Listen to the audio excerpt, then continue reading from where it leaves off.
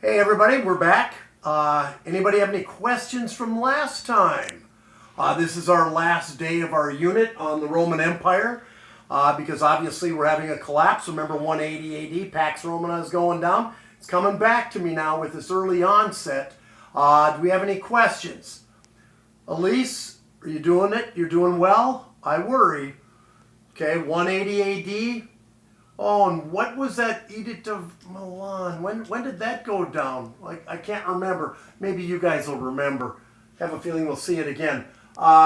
Okay, 330 AD, Constantinople, we talked about. Named after who? Who? Moira? Who? Constantinople's named after Moira. I can barely hear. Constantine. You're right, Constantine. Very good.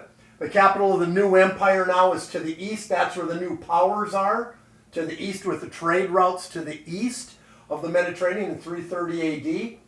We also then, with the decline of Rome, we see the rise of other tribes. We call them Germanic tribes. We talked about the last of the great emperors, Marcus Aurelius, up on the northern Danube frontier in Germany, modern day Germany. We see that. Jack, could you go point out where the Danube is? Oh, you're scratching your head. Ryan, you can help him. Go ahead. I think between the two of you, there you are. Good. It's to the north of Italy. We see that Danube River and the Danube frontier was the separation of the Roman Empire and these Germanic tribes. That is where Marcus Aurelius spent a lot of his time fighting, up in that northern Danube frontier. So as we see the Roman Empire go down, we see these other tribes start to infiltrate and move in. Some of these are the Vandals that were in the south. You guys know Idaho Vandals, okay? Juo, you know that. You know, you're a sports guy with the Vandals down there, okay? The Jutes, the Celts, Swedes, Finns, Norse, we know where these are. The Franks are the country that we've been talking about with Julius Caesar, Gaul. That's where we move from Gaul to Frank. What modern day country is that going to be again? Annika, what? France, very good. Okay, and the Mongols to the east. We haven't talked about the east much, and that's right, because they were isolated. They didn't engage in trade like the Mediterranean world with Greece, Egypt, and Carthage, Rome did. But they're out there. And what's a tribe with in the Mongol area with the Mongols? Can you read that? The Huns. They are the most feared tribe in that known world at this time period. Of course, we're going to see one emerge around the 900s. That probably is my favorite unit to teach. And does anyone at all know who that would be? I'm looking around. Oh, Aiden. He knows it, of course. It's the Vikings. But we're not there yet. You know, the Vikings are the most feared, of course, on or off the field or on or off the battlefield. Prior to the Vikings, the Huns were the most feared. And believe it or not, their empire stretched larger, significantly larger than the Roman Empire. They amassed more territory than most, if not all, empires in the world history. The Huns, they were the most feared. The leader of the Huns, I'm sure you've heard of him, was Attila the Hun. There were stories of Attila the Hun I could go on and on with. This dude was relatively short, kind of pudgy. People said he only had one eye. He eats baby flesh for dessert. He drools blood. He was one of those individuals where the legend precedes him of sorts. But nonetheless, the Huns decimated, took over, and killed, thousands and thousands of innocent citizens. Attila the Hun's army was 100,000 men. Compare that to a Roman legion. No comparison, right? He took over 70 cities in that conquest of Asia Minor and Europe. So he was a force to be reckoned with, and basically whatever Attila the Hun wanted, he got. Most people just surrendered at will and said, do whatever you want, because they were deemed as savages. Even at that time, the Roman legion was more sophisticated of sorts. Attila and his men moved west and then hit the Italian peninsula at the Alps. And word came to Rome that Attila the Hun is moving in. Now, you have the Roman Catholic Church in Rome that we've talked about, and you also have what's left of it, the Roman Empire, that of course is non-existent. So there's no protection, if you will, for the church.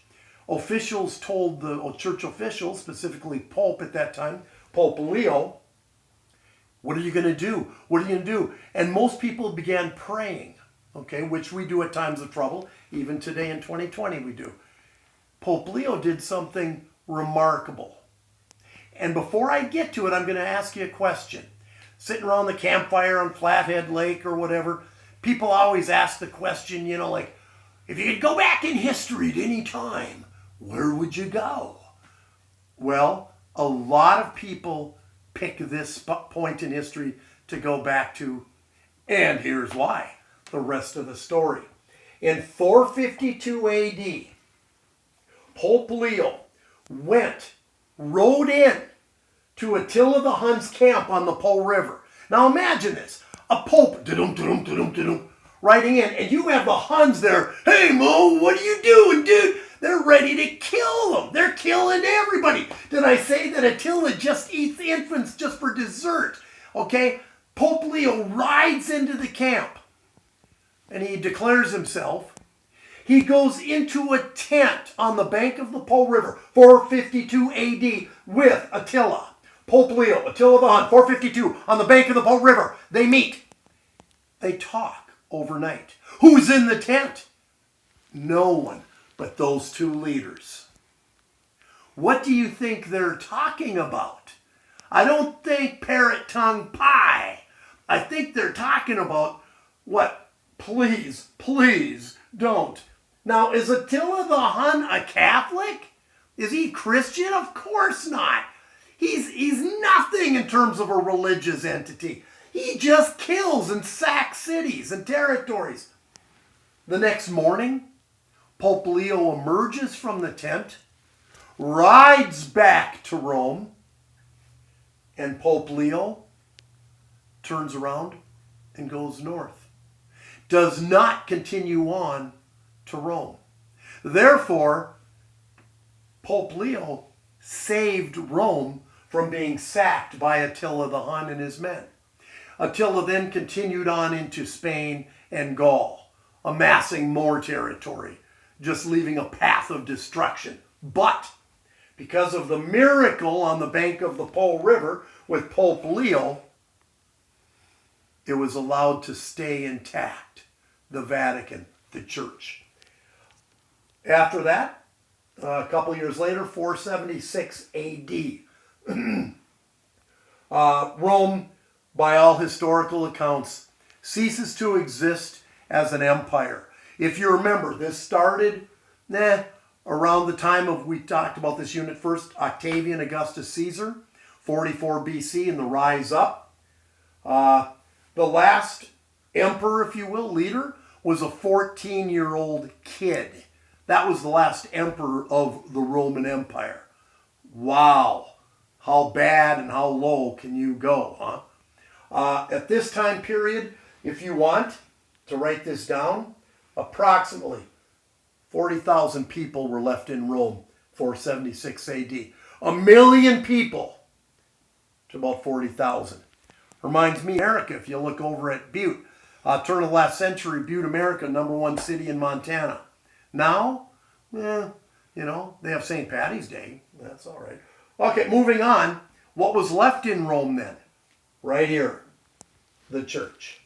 Pope Leo saved the church and all of its artifacts. And, of course, it's the capital in the Vatican with the Roman Catholic Church. What empires now are going to rise up in our next unit, you might ask? Brrr, boom. Constantinople. We're going to see how now that empire rises up. And do you think it's going to last? I think not, but that's another story. Study your notes. The test is on Monday. You have all weekend to study. You should already be having submitted, or by 1 o'clock on Friday today, submit that news quiz. 10 questions and answers. Tori, you got it? All of you. Okay? Megan has it in, I know. Okay? We all need to get that in. Most importantly, beyond that, you guys, I miss you and love you. Have a safe weekend. Study your notes. Have a great day.